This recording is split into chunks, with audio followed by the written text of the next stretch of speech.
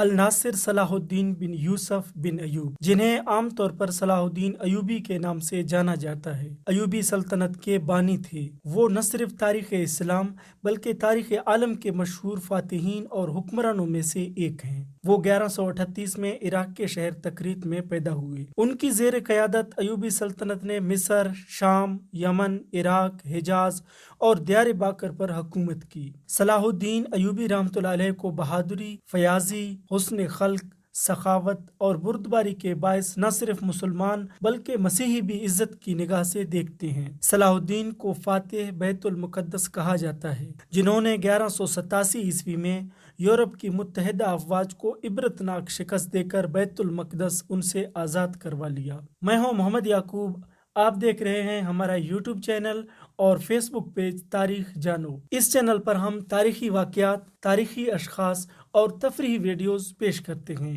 صلاح الدین ایوبی رحمۃ اللہ علیہ نسلاً کرد تھے اور 1838 میں کردستان کے اس حصے میں پیدا ہوئے جو اب عراق میں شامل ہے۔ شروع میں وہ سلطان نور الدین زنگی کے ہاں ایک فوجی افسر تھی۔ مصر کو فتح کرنے والی فوج میں صلاح الدین بھی موجود تھے اور اس فوج کے سپہ سالار شیر کو صلاح الدین کے چچا تھے۔ مصر فتح ہو جانے کے بعد صلاح الدین کو 564 میں مصر کا حاکم مقرر کر دیا گیا۔ اسی زمانے میں 569 ہجری میں انہوں نے یمن کو بھی فتح کر لیا۔ نور الدین زنگی کے انتقال کے بعد صلاح الدین حکمرانی پر فائز ہوئے۔ صلاح الدین میں جہاد کا جذبہ کوٹ کوٹ کر بھرا ہوا تھا اور بیت المقدس کی فتح ان کی سب سے بڑی خواہش تھی۔ مصر کے بعد صلاح الدین نے 1182 تک شام، موصل اور حلب فتح کر کے اپنی سلطنت میں شامل کر لیے۔ اس دوران صلیبی سردار رینالڈ کے ساتھ 4 سالہ معاہدہ صلح ہو چکا تھا، جس کی روح سے دونوں ایک دوسرے کی مدد کرنے کے پابند تھے،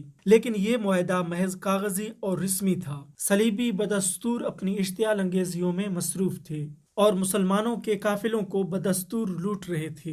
1186 میں مسیحیوں کے ایک ایسے ہی حملے میں رینالڈ نے یہ جسارت کی کہ بہت سے دیگر مسیحی امراء کے ساتھ مدینہ منورہ پر حملہ کی غرض سے حجاز مقدس پر حملہ آور ہوا۔ صلاح الدین ایوبی نے ان کی سرگرمیوں کی روک تھام کے لیے اقدامات کیے اور فوراً رینالڈ کا تعاقب کرتے ہوئے حطین میں اسے جا لیا۔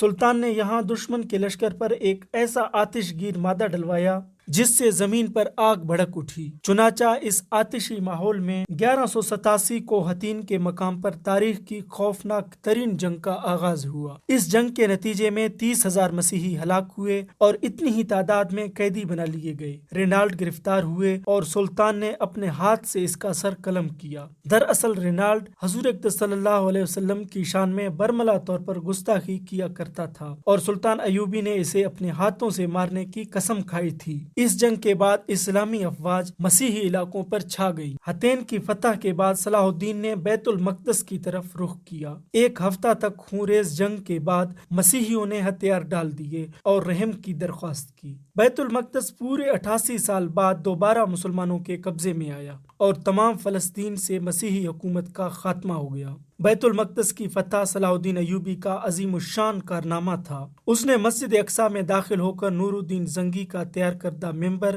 اپنے ہاتھوں سے مسجد میں رکھا۔ اس طرح نور الدین زنگی کی خواہش ان کے ہاتھوں پوری ہوئی۔ صلاح الدین نے بیت المقدس میں داخل ہو کر وہ مظالم نہیں کیے جو اس شہر پر قبضے کے وقت مسیحی افواج نے کیے تھے۔ صلاح الدین ایک مثالی فاتح کی حیثیت سے بیت المقدس میں داخل ہوا۔ اس نے زر فدیہ لے کر ہر مسیحی کو امان دے دی اور جو غریب فدیہ نہیں ادا کر سکے ان کے فدیہ کی رقم صلاح الدین نے خود اور ان کے بھائی ملک عادل نے ادا کی۔ بیت المقدس پر فتح کے ساتھ یروشلم کی وہ مسیحی حکومت بھی ختم ہو گئی جو فلسطین میں 1099 عیسوی سے قائم تھی۔ اس کے بعد جلد ہی سارا فلسطین مسلمانوں کے قبضے میں آ گیا۔ بیت المقدس پر تقریباً 761 سال مسلسل مسلمانوں کی حکومت رہی۔ جب بیت المقدس پر قبضے کی خبر یورپ پہنچی تو سارے یورپ میں کوہرام مچ گیا۔ ہر طرف لڑائی کی تیاریاں ہونے لگیں۔ جرمنی، اٹلی، فرانس اور انگلستان سے فوجیں فلسطین روانہ ہونے لگیں۔ انگلستان کا بادشاہ رچرڈ جو اپنی بہادری کی وجہ سے شیر دل مشہور تھا اور فرانس کا بادشاہ فلپ آگسٹ اپنی فوجیں لے کر فلسطین پہنچے۔ یورپ کی اس متحدہ فوج کی تعداد 6 لاکھ تھی۔ جرمنی کا بادشاہ فریڈرک باربروسا بھی اس مہم میں ان کے ساتھ تھا۔ مسیحی دنیا نے اس قدر لا تعداد افواج ابھی تک فراہم نہ کی تھی۔ یہ عظیم الشان لشکر یورپ سے روانہ ہوا اور عکا کی بندرگاہ کا محاصرہ کر لیا۔ اگرچہ سلطان صلاح الدین نے تنہا عکا کی حفاظت کے تمام انتظامات مکمل کر لیے تھے، لیکن صلیبیوں کو یورپ سے مسلسل کمک پہنچ رہی تھی۔ ایک مارکے میں 10,000 مسیحی قتل ہوئے، مگر صلیبیوں نے محاصرہ جاری رکھا۔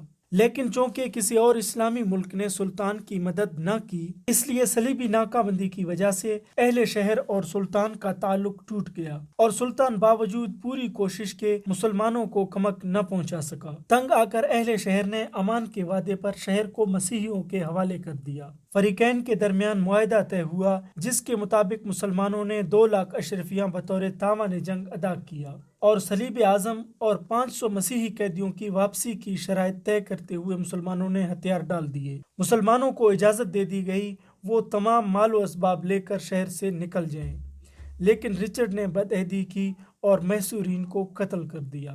عکا کے بعد صلیبیوں نے فلسطین کی بندرگاہ اسکلان کا رخ کیا۔ اسکلان پہنچنے تک مسیحیوں کا سلطان کے ساتھ 11-12 بار مقابلہ ہوا۔ سب سے اہم معرکہ اسروف کا تھا۔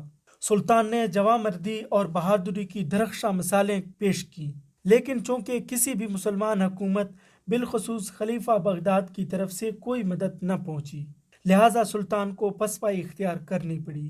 واپسی پر سلطان نے اسکلان کا شہر خود ہی تباہ کر دیا، اور جب صلیبی وہاں پہنچے تو انہیں اینٹوں کے ڈھیر کے سوا کچھ بھی حاصل نہ ہوا۔ اس دوران میں سلطان نے بیت المقدس کی حفاظت کی تیاریاں مکمل کیں، کیونکہ اب صلیبیوں کا نشانہ بیت المقدس تھا۔ سلطان نے اپنی مختصر فوج کے ساتھ اس قدر عظیم لاؤ لشکر کا بڑی جرت اور حوصلے سے مقابلہ کیا۔ جب فتح کی کوئی امید باقی نہ رہی تو صلیبیوں نے صلح کی درخواست کی۔ فریقین میں معاہدہ طے ہوا، جس کی روح سے تیسری صلیبی جنگ کا خاتمہ ہوا۔ اس صلیبی جنگ میں سوائے عکا شہر کے مسیحیوں کو کچھ بھی حاصل نہ ہوا، اور وہ ناکام واپس ہوئے۔ رچرڈ شیردل سلطان کی فیاضی اور بہادری سے بہت متاثر ہوا۔ جرمنی کا بادشاہ بھاگتے ہوئے دریا میں ڈوب کر مر گیا، اور تقریباً 6 لاکھ مسیحی ان جنگوں میں مارے گئے۔ تیسری صلیبی جنگ میں سلطان صلاح الدین نے یہ ثابت کر دیا کہ وہ دنیا کا سب سے طاقتور ترین حکمران ہے۔ مسیحیوں سے صلح ہو جانے کے بعد صلاح الدین نے مسیحیوں کو بیت المقدس کی زیارت کی اجازت دے دی۔ اجازت ملنے پر یورپ کے زائرین جو برسوں سے انتظار کر رہے تھے، اس کثرت سے ٹوٹ پڑے کہ شاہ رچرڈ کے لیے انتظامات قائم رکھنا مشکل ہو گیا۔ سلطان نے نہ صرف یہ کہ ان زائرین کو ہر قسم کی آزادی دی، بلکہ اپنی جانب سے لاکھوں زائرین کی مدارت، آرام اور دعوت کا انتظام بھی کیا۔ صلاح الدین کا غیر مسلموں سے سلوک عین اسلامی تعلیمات کے مطابق تھا، اور یہ اس کا ثبوت ہے کہ اسلامی حکومت میں غیر مسلموں کے حقوق بھی اسی طرح محفوظ ہوئے جس طرح مسلمانوں کے۔ نور الدین کی طرح صلاح الدین کی زندگی بھی بڑی سادہ تھی۔ انہوں نے ریشمی کپڑے کبھی استعمال نہیں کیے، اور رہنے کے لیے محل کی جگہ معمولی سا مکان ہوتا تھا۔ سلطان صلاح الدین ایوبی ایک سچے اور پکے مسلمان تھے۔ شام میں نور الدین زنگی کے زمانے میں مدرسے اور شفا خانے قائم ہوئے، لیکن مصر اب تک محروم تھا۔ صلاح الدین نے یہاں کثرت سے مدرسے اور شفا خانے قائم کیے۔ ان مدارس میں طلباء کے قیام و طعام کا انتظام بھی سرکار کی طرف سے ہوتا تھا۔ 599 ہجری میں صلاح الدین انتقال کر گئے۔ اسے شام کے موجودہ دارالحکومت کے مسجد امیہ کے نواح میں سپرد خاک کیا گیا۔ صلاح الدین نے کل 20 سال حکومت کی۔ مورخ ابن خلقان کے مطابق ان کی موت کا دن اتنا تکلیف دہ تھا کہ ایسا تکلیف دہ دن اسلام اور مسلمانوں پر خلفائے راشدین کے موت کے بعد کبھی نہیں آیا۔ صلاح الدین ایوبی کی قائم کردہ حکومت ان کے والد نجم الدین ایوبی کے نام پر ایوبی کہلاتی تھی۔